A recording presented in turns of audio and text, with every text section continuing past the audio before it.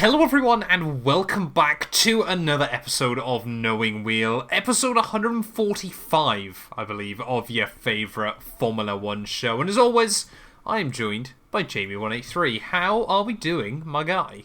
I'm good. There was a lot of Formula 1 content over the weekend in terms of races and track action. I didn't watch loads of it because it was quite a busy weekend, but yeah, we're here to talk over it. I think I know what went on, so yeah, we'll see what we go up to. Well, we'll find out whether Jamie knows what went on over the weekend. But of course, you know, if you're watching this on my main YouTube channel, as always, we've just serving our reminder. We've only probably got about 7 or 8 more episodes to go of Knowing Wheel before it goes exclusively on its own YouTube channel. It's not disappearing or anything like that. So yeah, there'll be a link down in the description below. Get yourself subscribed. Jamie, how many subs are you on in our weekly update? 548. It's not changed in a while. So 548. We're up to 286. It's going well. So we are closing in. We're less than half. Yeah, about 40%. We're more than halfway there. 40% left, and then we're done. All right. We will overtake Jamie183 within. I guess I don't plan on not growing anymore once we reach me, but there we go. Next target is to get us to do the tour of all the teams. Exactly. it's going to be good fun in the future. But obviously we did a preview show ready for the Brazilian Grand Prix, so we didn't really have a lot to discuss going into the weekend. So I guess, Jamie, we move straight into Friday's action. Or 1 bit of news before Friday's action, wasn't it? Yeah, a little bit, just as they tend to do. If a track is about to extend a contract, they tend to announce it just before the weekend action to kind of, you know, give a little press release to them beforehand. So that is what happened. We are racing at Interlagos until 2030, which is good news because there was a few whispers a few years ago, now a pretty long time ago now, about it getting replaced. Do you remember that? With the old... It had a lot of vowels in it. It was like Juncadella or something. Is that right? I believe you're thinking of a Spanish racing driver. Maybe I am. There was another Brazilian circuit. There was talks about another Brazilian circuit. There were talks about them potentially hosting a race in Rio de Janeiro, wasn't there? Or elsewhere. But none of that, of course, is happening. And to be honest, considering obviously we're in Mexico last week, we're kind of at the idea, aren't we, that once Perez drops off the map, then so will the Mexican Grand Prix. I guess there's always been that little bit of a concern about that with Brazil as well, because we haven't had a Brazilian Formula 1 driver since Massa and Nasser both came off at the end of 2017. No, Nasser was 2016, that. Yeah. Wasn't he? Yeah. I guess we had Pietro Fittipaldi for a couple of races. Oh, one race. Yeah, 2 races in 2020. Haquerapagua was the one I was trying to think of. Yes. Yeah. I'm not Portuguese, nor do I speak it, so that's probably butchered. Neither, fun fact, is Alberto Fabrega. No. Based on last week's episode, nor is he Mexican. No, he's not any of those similar things to Spanish. So, yes, that was a bit of good news for the circuit. I think Brazil is a bit safer than Mexico because they've got a lot more heritage in Formula 1. And obviously, I would say the fans, I don't want to cause controversy, but they are better. I think they're more passionate, I think it would be argued. But I wouldn't necessarily say... Has he got more history? I think Mexico's been on the calendar longer. But Brazil, in terms of a nation, has a lot more heritage in F1 in terms of absolutely, drivers There's and a lot more champions and race wins. Brazilian history inside Formula 1, definitely. You know, it's weird when we obviously mentioned that a second ago, that the fact there hasn't been a Brazilian on the grid for the last 6 years, because prior to that, there were Brazilians pretty much non-stop since about the 60s or 70s, I think, weren't there? You pretty much always had a Brazilian on the Formula 1 grid, and usually 2 or 3. Yeah, and usually they were world champions by the end of their career, or at least race winners. Close, yeah. I was going to say, a lot more race winners than world champions. Looks at Barrichello and Massa. True. But hopefully they do get a driver on the grid. I can't recall. I guess Enzo Fittipaldi, is he the... you've got... Who's the one in F2 at the minute? You've got Felipe Drugovich. Yeah. Who, of course, is confirmed to stay with Aston Martin next year. You've got Gabriele Bortoleto in Formula 3, who's just won the Formula 3 championship. And Enzo Fittipaldi is also in Formula 2. I just had to double check. I thought Bortoleto was Spanish, but you're right. He is Brazilian. He definitely is Brazilian. No, I'm aware of what country some people are from, Jamie, unlike you. Yes, clearly. But I think, I would be shocked if we go another 6 years without a Brazilian driver in Formula One. I think I'll go out on a limb and suggest that.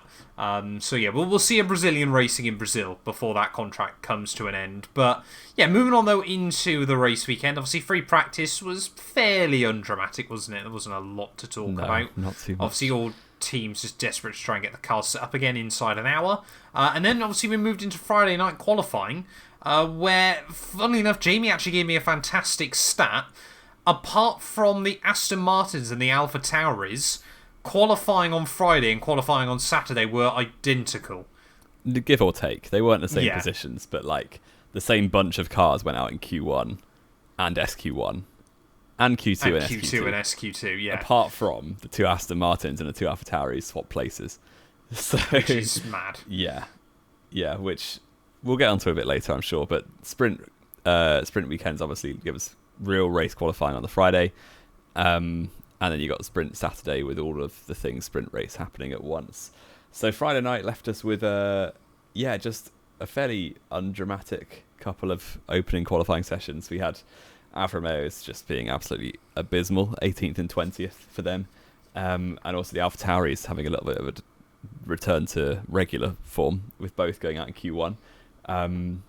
Well, the rest of the weekend they had some good pace, so it's a bit odd to see them both out then. I would argue it wasn't regular form. I think that was the whole point on Friday night. Recently, anyway. More recently, yeah. It's the first time Tsunoda's been out in Q1 since Hungary, supposedly. Really? Yeah. Yeah, I guess that's true. Yeah, that's mad. And then Logan Sargent with his regular back row appearance on P19. And yes, Q2, there was a bit of whispering of rain. Obviously, the clouds in Brazil gather very quickly. So we've seen a few wet races there in the past. But this time round, they were pretty confident. Certainly Haas were fairly confident it wasn't imminent for Q2. And they were proven right. It just got very dark. But similarly, getting dark was Haas's prospects as they both went out in Q2 as well. That's a fantastic segue. That is unbelievable. And now you draw attention to it has ruined it. Thank you very much. With Ocon and Gasly sandwiching Hulkenberg in 11th, Magnussen 14th, and Albon, who had his only lap time deleted because he was, obviously we see there's not enough tyres ready to go around for a whole sprint weekend, so Albon was trying to get through with just the one set and had his time deleted. Which was a shame, wasn't it? And then obviously we move into Q3, and it pretty much looks like nightfall is descending on Sao Paulo, doesn't it? Yeah. And that meant that it basically was only time for one run. It was basically whoever was like first had a big advantage, wasn't it? and that was Max Verstappen, so we didn't even get any excitement there. In what could have been an unpredictable qualifying session, Verstappen still took pole. Charles Leclerc still ended up on the front row. Aston Martin, though, had a good return to form. We've kind of, spoke about them up and down in the last few weeks.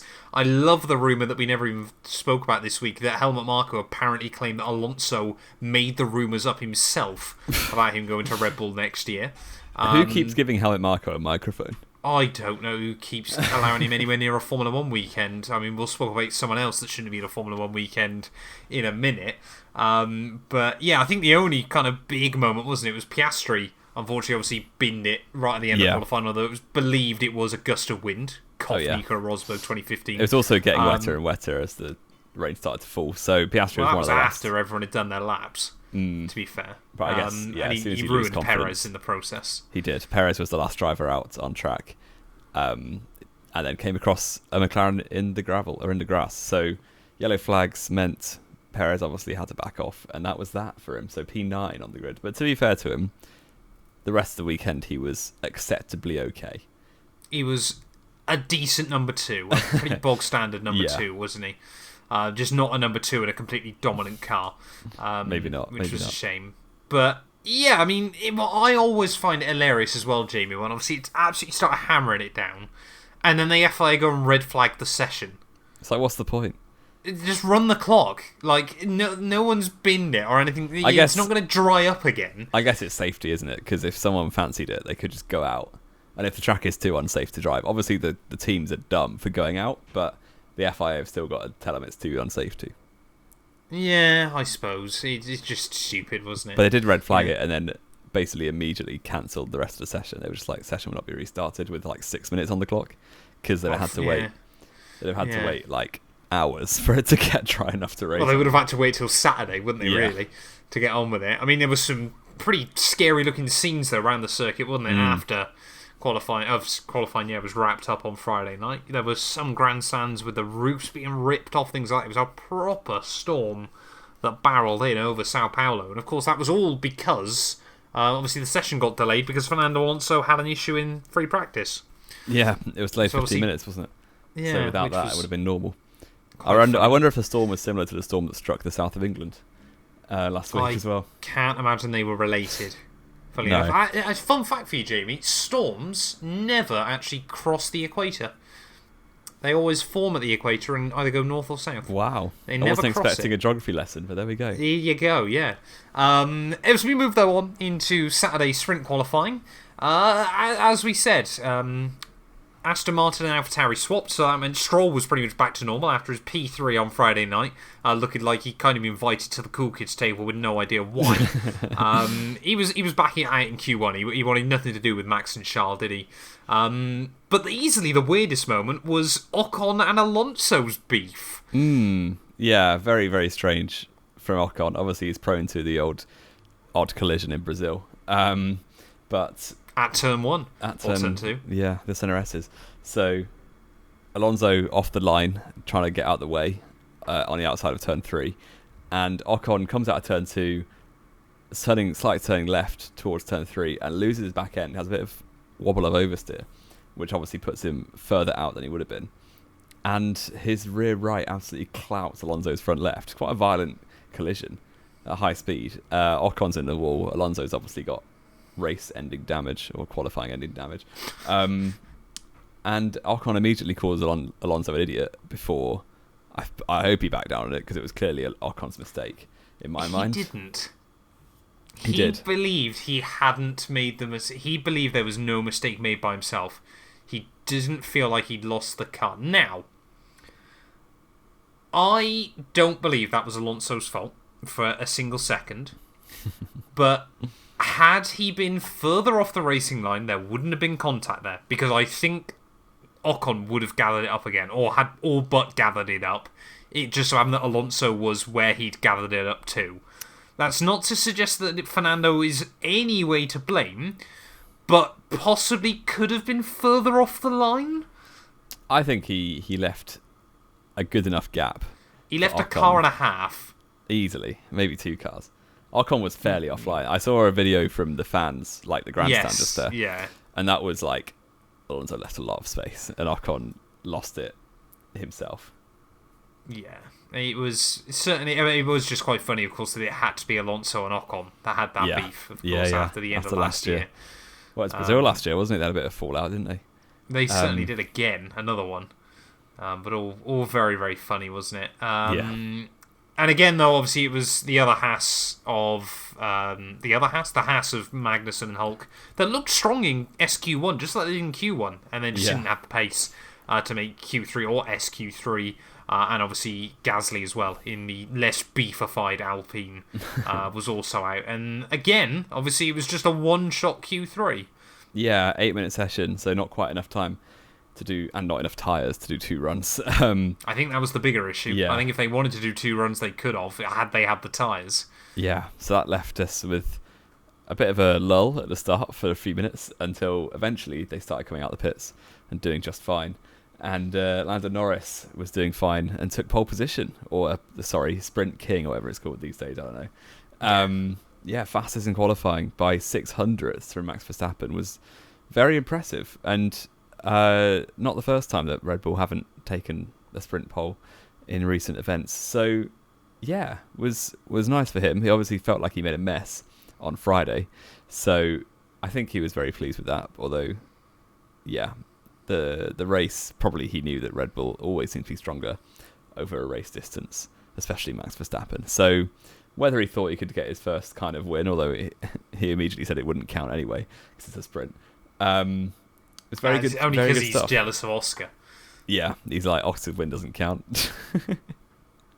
It could well be. Probably is that, to be honest. Yeah, I reckon that must be the case. But yeah, I mean, McLaren had looked quick all weekend up to that point, hadn't they? And as we will go on to discover, both in the sprint race and the real race, of course, Lando Norris will fight anyone tooth and nail unless their name is Max Verstappen, because he basically just gave up the lead at turn 1, didn't he? And Max just sailed off and won. I think he fights anyone he believes he has a chance of winning against over a race distance. And Max Verstappen, he doesn't really have a chance of beating over race distance. Everyone else he does, so yeah. Okay, well, we'll come back to that later on. But yeah, obviously, sprint race, though, was very, very good early on. Hamilton, of course, getting around the outside of Sergio Perez down at turn 4. And Russell takes Norris without crashing himself off at turn 10. Which was a good little dive bomb, wasn't it? It was a very good little dive bomb, and actually was committed to it, unlike Lewis Hamilton was back in 2019. So, yeah, good opportunistic move. Norris down to 3rd from the first place by the end of lap 1. And as soon as Max Verstappen took the lead, we kind of knew it was... We waved goodbye. He probably was like done. Harry Potter on the train, yeah. And we thought at this point, obviously, Russell's 2nd, Hamilton's 4th. Could it be Mercedes are back? Mercedes are fighting. Their annual Brazilian Grand Prix win. Is it on? And it turns out it definitely wasn't on. And the rest of the race was kind of spent watching them fall back through the grid, which was quite funny. The rest of the weekend was watching them go backwards, wasn't it? Yeah. Perez, it wouldn't take him long before he'd get the jump on Lewis. Norris then, at pretty much the same time, wouldn't he? Would jump Russell. And like we said, kind of the rest of the race was just watching Mercedes try and hang on, but slowly losing more and more positions, wasn't it? Yeah, eventually to the point of losing 6th place to Yuki Tsunoda, which was very entertaining as a non-Lewis Hamilton fan. But yeah, look, Yuki Tsunoda up in P6, very good stuff from him. The sprint race, it was eventful. It was better than Kota sprint, so that was good. But again, it wasn't really meaning very much. So, yeah, again, it was just a spoiler, wasn't it? Yeah, because immediately what was going to be expected on Sunday. We go into Sunday knowing that Max is the fastest, Norris is probably the 2nd fastest, Mercedes useless, are terrible, and Aston Martin kind of have the pace to hang, but not like they obviously had to come through the grid on Saturday, whereas they were starting higher up on Sunday. So it's kind of just a spoiler. Sergio Perez said, "Bring in reverse grids," which I'm like, yes. Keep saying it, Checo. I want to see you keep around. Checo's saying that because he won't have a drive by next year. And reverse grid might mean he starts on pole. Yeah. Exactly. What we hadn't predicted, though, Jamie, or what Saturday hadn't spoiled, was, of course, when we got to Sunday, that Ferrari would again Ferrari. And before the race had even started, Charles Leclerc had a hydraulic failure. Yeah, on the way to the grid on a formation lap. It's unbelievably Ferrari, isn't it? I don't get how Ferrari are always the team that allows this to happen. It's never Mercedes having a hydraulic failure before the start. It's never Red Bull have a failure, or Aston Martin or McLaren McLaren have a few times in the past. Why does it always feel like when a driver has a DNS, they're in a Ferrari car? It's just like they're not a very well-run organisation, I don't think. They're just... Yeah, there's so many... Money can't save their problems anymore. There's such a, like... I don't know, there's just constant failures in that organisation. Well, Ferrari had 2 things over the last 15 years that have been able to carry them. Money and prestige. They now can't use the money, and prestige doesn't get you far in Formula 1. Ross Brawn helped, and Michael Schumacher. I guess that was more than 15 years ago. That's what I mean, since then, yeah. Yeah. So, yeah. Who knows with Ferrari, to be honest. Leclerc is obviously lamenting a lot. I quite enjoy this part of the season because every time a driver has a problem, they just lose it. And they're so annoyed because there's no need to be positive. It's just like, get me on holiday. It's such a funny part of the season. I bet he was on a plane before the race was even finished had he had his way. Yeah.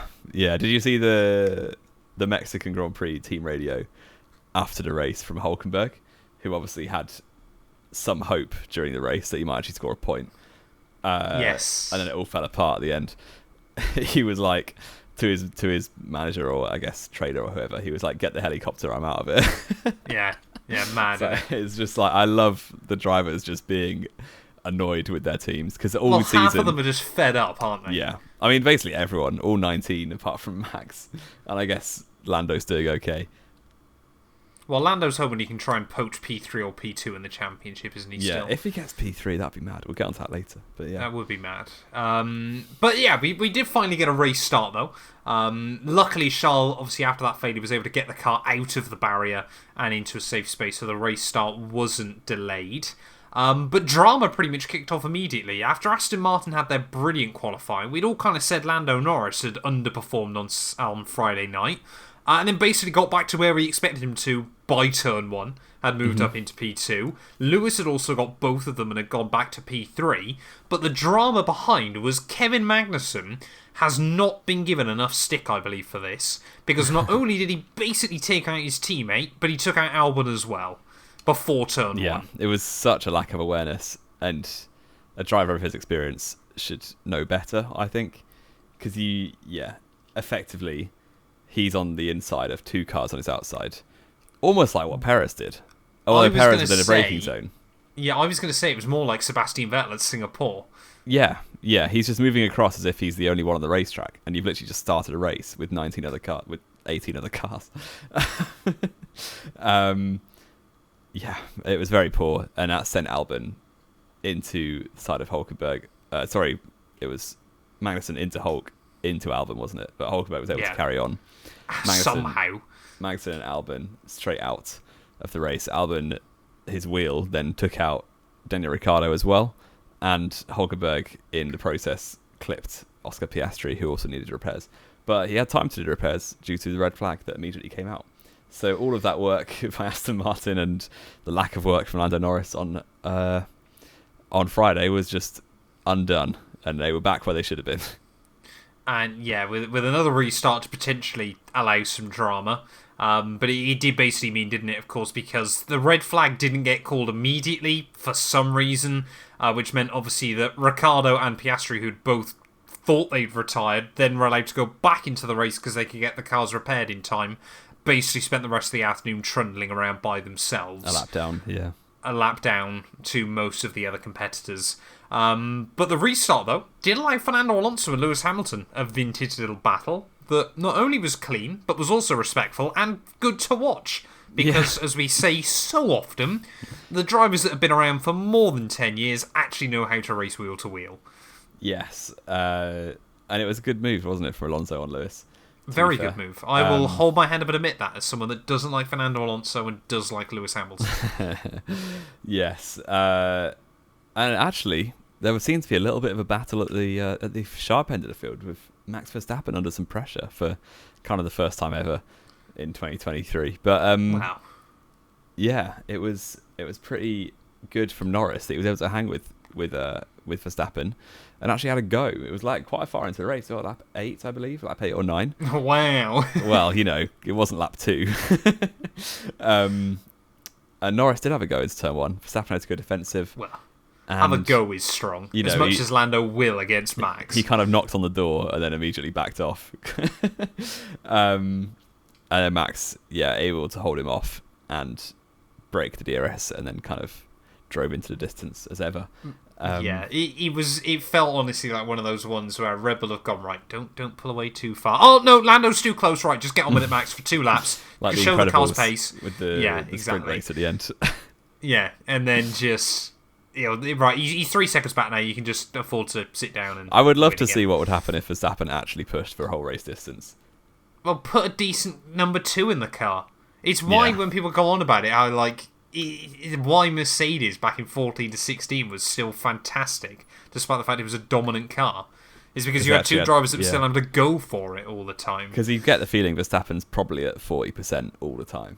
I do genuinely reckon if Max Verstappen, so say you had 2 Max Verstappens in that car, so obviously they were going at it, if they didn't take each other out every week, which they would, they sensibly, I'd say, more often than not this year, unless you get a well-timed red flag or safety car, would lap most, if not the entire rest of the field. I reckon if you put two Maxes in that car and say they were told one just had to sit directly behind the other one applying pressure, they would have been 45, 50 seconds ahead of Lando by the end of that. Yeah, I agree. I think they've probably got another on for half a second a lap that they're not using right now. Easily. Which Probably more. Belgium, crazy. I think, was an even worse example. That would have probably been even more. But that's a topic for another day, isn't it, of course? And kind of just like Saturday's sprint race, because, again, sprints are just spoilers now. We basically just watched Merc go backwards, didn't they? Yeah, and immediately, obviously, Lewis was running P4 just at the start, and Perez was kind of coming through from behind. So Perez overtook Russell and Hamilton eventually. And, yeah, they were just falling and falling. You had Sainz go past. Stroll went past, which it's curtains if Lance Stroll's overtaking you. If Stroll's overtaking you, you may as well retire. which George Russell did. What George Russell did later on. That was the only real action, was these Mercedes falling behind everyone, including like the likes of Alpines, Ferrari, not multiple Ferraris because one of them crashed on a formation lap. We only ever saw Sainz once, didn't we? Yeah, that was a bit like 2019, wasn't it? Where he went from last to a podium at Brazil and we still never saw him on TV. Yeah, it's true. And that was, kind of it. There was a bit going on. It was one of those classic 2023 races where, because the race wins dealt with if within 3 laps, within qualifying, you've kind of got stuff happening, but none of it really matters. So yeah, and again, I think the big thing this year, isn't it, is I reckon most of the DRS zones around the Formula One circus need to be shortened by 10-15%. So then you're actually getting battles into the corners. Because that's still the big problem this year, isn't it? Is overtaking's happening, yes, but it's always happening in the DRS zones before they reach a corner because the DRS is just too powerful. Yeah. And I guess you don't want to accidentally go the other way and be like, DRS is only enough to stay with a car and not to get close enough to pass. But I guess like it was for a long time. You just work it out in practice and then maybe make some tweaks if you need to. Yeah, but there was not an easy science. The main thing to draw our eyes to at the end of the race was Fernando Alonso doing Fernando Alonso things, and with 15 laps to go, Sergio Perez came out the pits 1 lap later than Alonso did in the battle for 3rd place, and Sergio Perez was 5 seconds back, closed up the 5 seconds within 5 laps, and then spent the next 10 laps just trying to pass Fernando and only actually managing it with 2 laps to go. And that was only temporary anyway. So Alonso was absolute defensive masterclass, to be fair. And like people are saying, is this in his like top 10 drives ever? Probably not. For me, but there we go. And yeah, the last lap of the race, Alonso and Perez going at it into turn 1 and turn 4, and Alonso in a car 6/10 slower, would you say, generously, is able... I mean, Checo's at the wheel. 2/10 slower? No. Half second faster. Alonso was able to be that wily old fox, as we often say, and mug him off into turn 1, make Perez go on the inside line for no obvious reason, and Alonso does a really, really brave move, round the outside of turn 4, and claim the P3 back and hold it off on a drag race up to the line for the podium, which was insane. First podium since Zandvoort for Fernando. Yeah, madness, wasn't it? And to be fair, that drag race completely saved what had been a fairly uninteresting afternoon, hadn't it? Yeah. Everyone's talking about Alonso now, so it's all good. Exactly. There's at least something to discuss at the end of the afternoon. This time around, I'm going to slate Fernando Alonso a bit more. Why on earth Checo went defensive when Fernando was so far back into turn 1, I will never quite understand. And again, you know, we said about how Checo had done pretty well this weekend. It's another Grand Prix where he hasn't finished on the podium. Yeah, it's true. He did it in the sprint, but again, still hasn't had a podium since Monza? Yeah, I believe. That's true. So 1 week after Fernando Alonso last had a podium? That's actually mad. There's so many drivers who've had a podium since then. Appalling by Checo this year. Like, I just... Yeah. we say about how much Max could win these races by the fact that Checo still isn't getting podiums. And yeah, I get that had the car been set up and a few little tweaks and changes to it meant that Checo probably could have been far more competitive. And he got screwed in qualifying. He would have had a podium. He would have had many more podiums this year. And, the whole thing about Red Bull only suiting one driver is a very different topic for another day. But Checo shouldn't have lost that P3. I mean, arguably, he should have been right P2. Just behind Max. I can appreciate, Lando's getting a lot out of that McLaren at the moment. Yeah. But yeah, he should have been P3 there, shouldn't he? Yeah, but he's extended the gap in P2 in the championship. Yeah, only because Mercedes had an absolute stinker, so it looks like his seat is safe. As did a couple of other teams. Like, I'll admit now, I only watched the race highlights on YouTube. But like every time it cut late in the race, another car had just retired, and there was no real explanation given. So both Alfa Romeos had technical issues. Both Alfa Romeos went, yeah. Alex Albon, he was taken out lap 1, wasn't he? He got taken. Most of them were lap 1. Other than that, yeah. So he only really had 12 drivers by the end of the race on the lead lap, or on the in the real pack, because obviously Ricciardo and Piastri started a lap down on everyone. So that was kind of another reason why it was a little bit like nothing's going on, because we've lost half the grid. Where are they? And we lost some of the grid that's often the entertaining battles, isn't it? It is your Albons, your Haas, your Alfa Romeos that have often been providing the late race action as well. Yeah. So that was a shame. But yeah, that left us with a Grand Prix that finished, and it finished with Max Verstappen. Wow. As ever, winning the race. 17 wins in 20 win Grand of the Prix. season. Disgusting. It now means he's broken Alberto Ascari's record, or percentage even, of wins in a season. 17 out of 20 now beats the 10 of 12 that Ascari did. Wasn't 75%? Many years ago. Yeah. So that would have been 9 out of 12, wouldn't it? Sorry, yes. Now, if Verstappen doesn't win the final 3, he will still beat that. Yeah, exactly. Which is and people ridiculous. wonder why we say that Max's dominance is far more boring than Lewis's ever was. This is why. It's not Max's fault. He's a good teammate. Oh, it's a complete system by Red Bull, isn't it? That, I mean, it's getting them the results they want, and that's absolutely fantastic. We've just never seen anything like it in Formula 1. Need the FIA to do something. Make him slow. Yeah. Just take Adrian Newey off him. Just make him do the rounds. Exactly, yeah.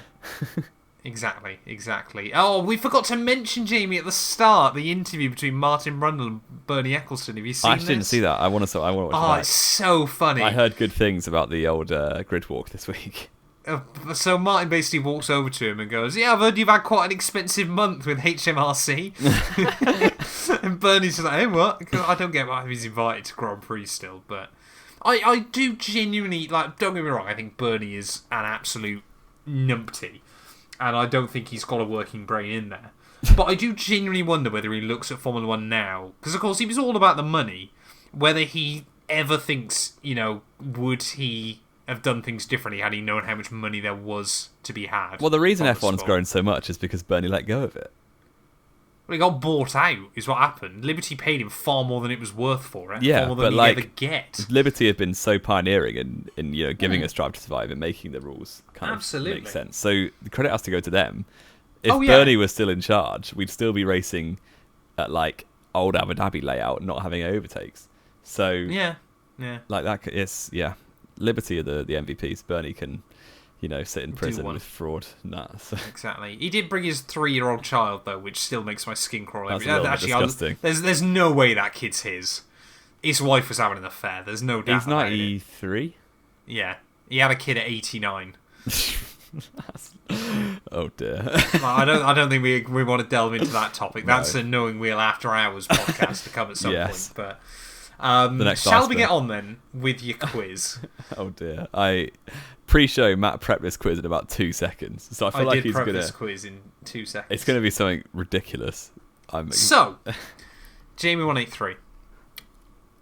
Obviously, next time out, we're in Las Vegas. We are. Are we looking forward to it? Yes, Kinda. I actually am. I think we're gonna obviously do a pre-show for Las Vegas in a couple of weeks, but of course we've raced at 3 USGPs this year. Although only obviously one of them is known as the USGP, so of course at COTA. So your job today, Jamie, is, going from this year backwards, I want you to give me every winner of the US Grand Prix that wasn't at COTA. Oh, that's really hard. What the heck? You got no time limit. This is You just talk me impossible. through it. Can you give me the tracks? I can. Can you give me anything? I can. I'm more than happy to give you the tracks. Okay, I'll try. I'll give it a go at the start, but after like 2022. Oh no. Okay, I'll give it a go. It's easier once you actually think about it for a second. Yeah. Okay, so we're talking 2023. Obviously, Las Vegas hasn't happened yet. Nope. But you can say Max. Yeah. 2023, Miami was Max Verstappen. It was. 2022, Miami was Max Verstappen. It was, correct. I think the one before this would have been Indianapolis 07. It was. Which was Lewis Hamilton. Correct. Second race win ever. Yep. 06, Indianapolis.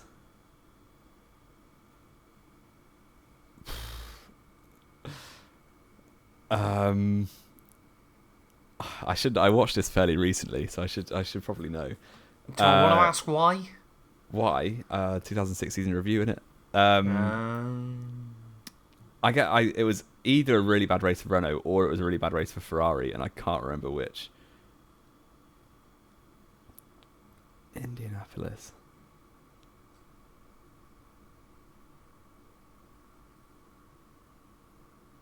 I mean, I might be wrong.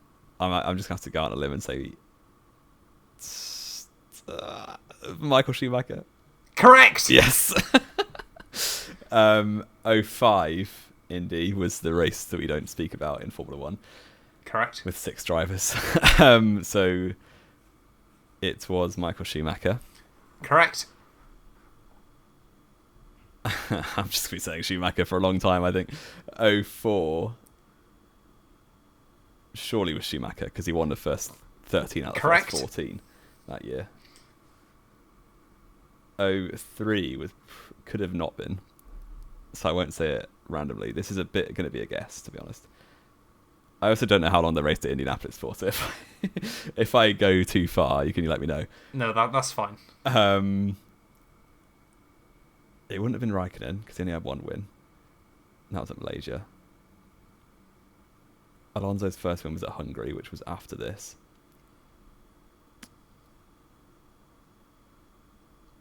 So I'm thinking Montoya or Schumacher. I will say it could have been also DC. He was quite good. No, I'll go Schumacher. Correct. Okay. Juan Pablo Montoya famously got disqualified from this Grand Prix. Really? And you were wrong. Hungary was before this. Oh, really? Because in 2003, it was the penultimate race of the year. It was a really unfair disqualification on Montoya, and it completely ruined the changed the face of didn't the championship. Yeah, because it then meant that Michael was able to finish like 8th in Japan to win the title. Well, there you go. Kimi. 02 was the old photo finish. I remember that one. I don't remember it, but I've seen clips. Sorry. So Barrichello won the race. Correct. How long did they race at Indy for? The year 2000 was the first race. 01. This is complete guessing now. I'm just going to play it safe and say Michael Schumacher. Incorrect. Was it Rubens again? I'm sorry. No, it wasn't. Who was it? 01 DC? No. Hakkinen? Yep. I wouldn't have got that. I thought Hakkinen was one of, if not his last ever Formula 1 Hakkinen dipped after he won 2 titles, really, didn't he? So it's bizarre. Hakkinen's career is definitely a topic for a video one day, because I'm not going to say fraud alert, but fraud alert. Michael Schumacher, utterly dominant throughout Indy. Should have probably won 2002 as well. Well, he had the opportunity to photo finish. Handed it away. Exactly. Yeah. To make did you up do for it on Austria. purpose, though, Jamie? Make it up for Austria. That's always the question. But yeah, was Mika Hakkinen the only driver that was able to stop him at Indy? Well, and Michelin tyres, of course. Well, that didn't stop him. No, exactly. But stopped anyone else from winning was more the point. Yeah. Driver of the day then, Jamie, from the Brazilian Grand Prix. I am going to say, let's just be nice to him and say Alonso. Alonso was excellent, wasn't he? I want to give a shout out to Gasly. Cause he had a good race. 14th to 7th or something like that. There wasn't many cars behind him at the end, but yeah. Yeah, Lance Stroll did very well. Lance Stroll did slightly less bad than usual. The first top 5 finish since Australia. Wow. It's the first time he scored more than 10 points in a race since Oz. Yeah, and that's the only time this season, so the second time. How has he not had a podium yet still? Yeah. We were saying early on this year it was going to be like Stroll would like shithouse a win like before Alonso does. I mean, he's still not had a podium Vegas, in a car that's been on the podium for like 10 races. Stroll season. Yeah, it's Alonso drive of the day, isn't it? He did very well. Yeah, I think that's fair. Predictions recap though, Jamie. 3 points in it going into this weekend. And I believe I took a point out of you. You did indeed. I predicted Max Lewis Lando. So I get 6 points for predicting Max to get obviously pole, the sprint win, and the race win. Because we don't do sprint pole. Very well earned points there for you. Thank you. I then get 1 point for Lando Norris as well. I got him on the podium but in the wrong place. Sadly, had I predicted my Mexico podium, I would have been full score. Which still never happened. Which is painful. No, not this season. No, it never happened, I don't think. I thought we've had a few before that were bang on in the past. Someone in the comments tell us. I don't think it has. One of the knowing wheel Maxes. Yeah. But I believe I took a point out of you. You did, because I went Max Verstappen, pole, 2 points. I went Lando Norris, sprint win. Which you forget you can't battle Max Verstappen. Wasn't far off. He got pole. He was doing well for like a metre. He lost the lead at the start, yeah. He led for 50 yards. He led for even less time than Hulkenberg did back in 2010. Yes, so sadly no points there for me. But Max Verstappen win gave you another 2, so up to 4. And Lando Norris, second place, gave you another 2, so 6 points. And I can't remember who I put third, but it wasn't.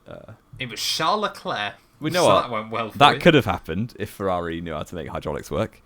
That is very true. You probably did deserve to pull out some more points on me this weekend. Yes. But I believe that means with 2 races to go, there's 2 points in it. 74 to 70. No, 73 to 72. 73, sorry, to 71 points. I can do maths. There's 2 points in it as we head to Las Vegas, Jamie. This is actually an exciting championship battle. Indeed, there's not many in F1 in 2023, but this is one of them. Shall we run through the bottom 7 constructors since that we hyped that up as the big battle to watch? The bottom 7 constructors? Sorry, the battle for 7th. Yes, because I am nervous if I'm Williams right now. Well, we've got Williams still on 28 points. I don't think they've scored points since Cota. 2 races ago. AlphaTauri have got points in both the races since. So they're up on 21 points after I nailed them to finish last.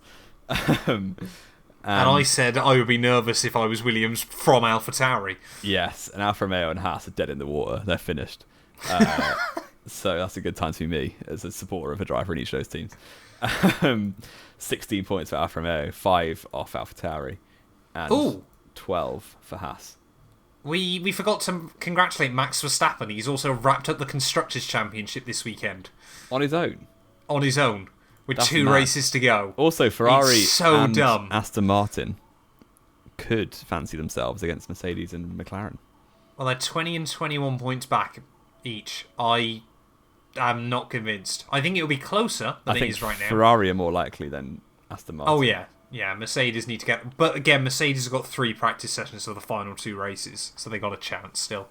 And Ferrari don't know how to make hydraulics work. That should have been a much more disastrous weekend for Mercedes than it ended up being. Yeah. All things considered. Race rating, though, Jamie. It's hard to tell, because I only watched As a Brazilian Grand Prix, it was pretty poor, wasn't it? But as a Grand Prix, it goes to show how good Interlagos is. Yeah, and how much we need it on the calendar. The thing is, I get the feeling there was quite a lot going on, but the F1 race highlights... There wasn't enough cars for there to be a lot going on. The race highlights also didn't paint a great picture, I don't think, of what actually happened. So the Alonso Perez battle, for instance, you only saw the last lap of it. I watched extended highlights from Sky that were like an hour, and it still wasn't even on those highlights, I didn't know that Perez had jumped him and then... Right. Fernando came back, so it was all a little bit weird. What I wish had happened was Lando Norris had not pit again and just gambled to the end of the race. Yeah, potentially. Though engineers and strategists know a lot more than we do, so... I'm sure they do, but it would be nice to see McLaren at least try to put Max under some pressure towards the end. Or at least expose how ridiculously fast that Red Bull is. At least. Yeah, maybe. I'm going to give it a 6.5 out of 10 for a weekend. I'd agree with that. It was alright. I think that's fair, it was alright. Have we got anything else to add, young Jamie183? Haas are protesting Kota. Yes. Yeah. That, I think, is going to be an interesting one. Apparently that's going to happen Wednesday. So, of course, it'll be the day after this podcast goes out, even. So, we'll be back with a bonus show for that. No. On Twitter, the old Toto Wolff has declared Mercedes will start their 2024 F1 car plans from scratch after the team suffered the lowest moment in their history at the Brazilian Grand Prix. Yep. So, wait for Zero Side Pads V2 to not work again. Yeah, surely starting your development in November, regardless of how bad your own concept is, isn't the best idea. But that could be our clickbaity title for this show. Are Mercedes the new Manor F1 team? Yes, could be. Thank you all so much for watching. If you have enjoyed, please do make sure to leave a like. Get yourselves subscribed. Give us those sweet interactions, as Jamie183 likes to say. And yeah, we actually get a little bit of a rest, Jamie. As much as I love hearing your voice, I think we're both quite relieved that we will only be back next Tuesday with the Las Vegas Grand Prix preview show. But yeah, thank you as always for listening, and we'll be back very soon.